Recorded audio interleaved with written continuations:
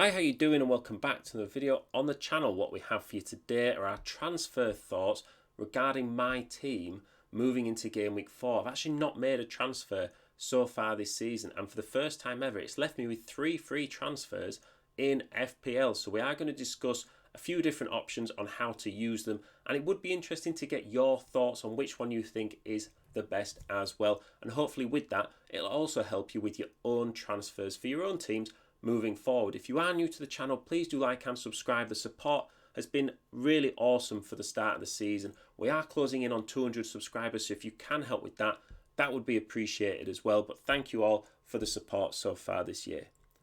So let's take a look at the team from game week 3, and it was a pretty good game week. 74 points in any game week is a good effort, and even though I did go down from 23k to 75k, there's probably only about 5 points difference in those ranks anyway, and it's such a good rank to start the season. I can't possibly complain with a red arrow because nobody has green arrows every game week of the season in the FPL. It just doesn't happen, so you've got to be able to take the rough with the smooth and not get too hung up about it.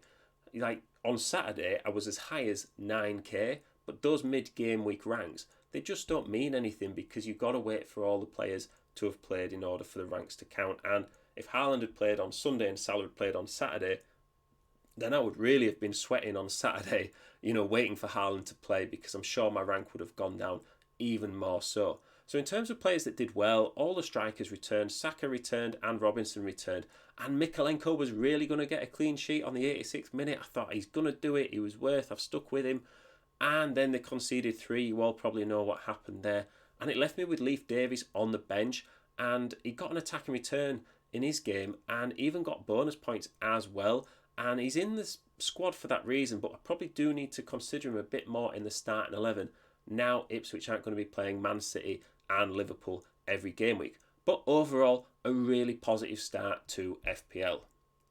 So this is the transfer situation, and I've got a few players that I'm considering moving out of my team, and they are Chris Wood, Son, Anthony Gordon, Andreas Pereira. Really, Son, he's the one that I'm thinking of moving out the most because I need to sell him in order to free up funds elsewhere. I'm not too keen on selling someone like Isak. I think Newcastle, without European football, they will come good as the season gets a bit longer. It's just been a bit of a rough start for them right now, and like lots of other teams, they've probably been unsettled with a lot of transfer speculation right up to the deadline. Now they know the squad, they can really get stuck into the next few games. So I do have 3 free transfers, but I've got nothing in the bank, so we have to bear that in mind, that flexibility is limited to say the least. Now in an ideal world I would have done Gordon, Son and Wood to Diaz and Buemo and Watkins, but I'm priced out because of price rise and price drops. So option 1 is this, and that is Son and Chris Wood to Buemo and Watkins. And the pluses for this transfer are that even though Brentford have some tough fixtures coming up, so do Spurs, and I'm kind of swapping like for like in that regard. Wood's fixtures also don't look great in the immediate short term. Now if you were to hold on to him for mid to long term, then Nottingham Forest do have some good fixtures coming up, but I was never going to keep Chris Wood for more than a few game weeks at the start of the season. He's a sort of player who scores in bunches, and he scored 2 in his first 3 games. I'm not going to kid myself and think he's going to score 20 goals this season, so now is probably the time to move him out.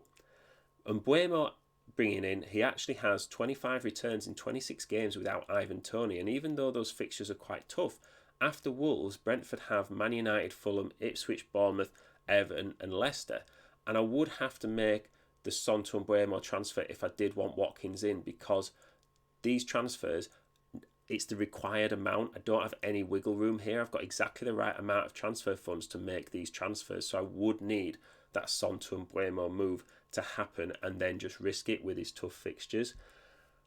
In terms of option 2, that is Son and Gordon to Diaz and Mbuemo. So I stay away from the strikers, and I'd get in Diaz right now for those great fixtures.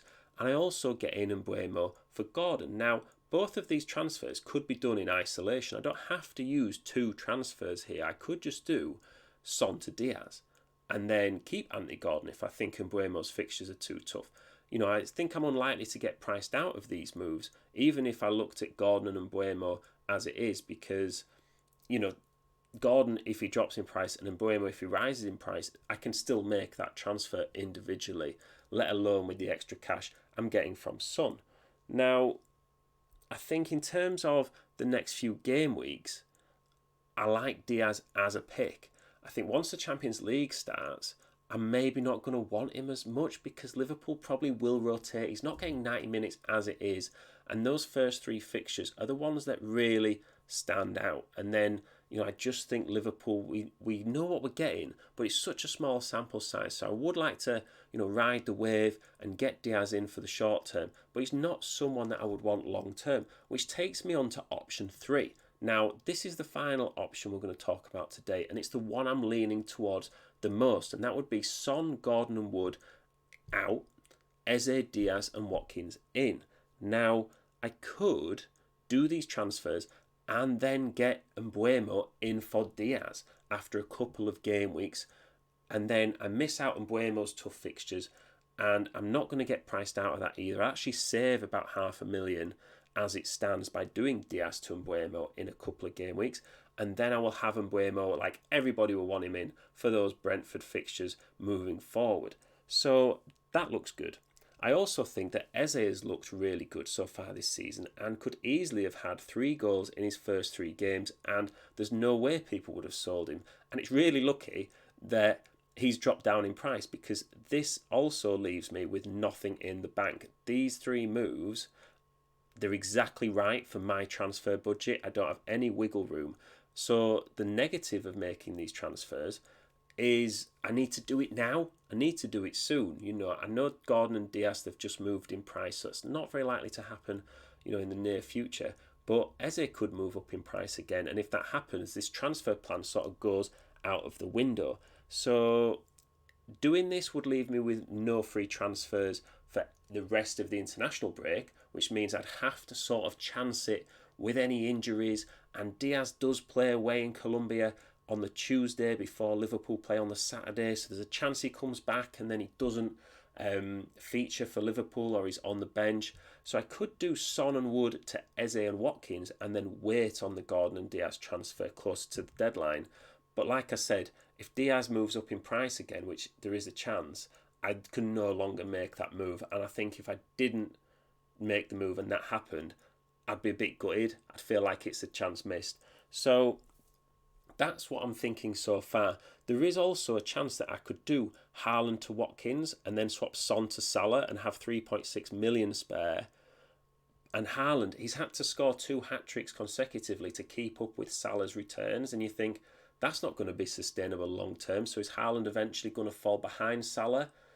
But that in itself is a bit too much of a sideways move, I think, to make right now. Taking out Haaland after 2 hat-tricks does seem a little bit wild, to be honest. And there are definitely other areas of my team that I'm liking a lot less.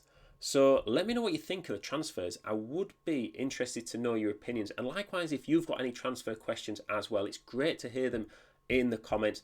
Please do like and subscribe to the channel. We're closing in on those 200 subscribers, and your support, as always, is really appreciated.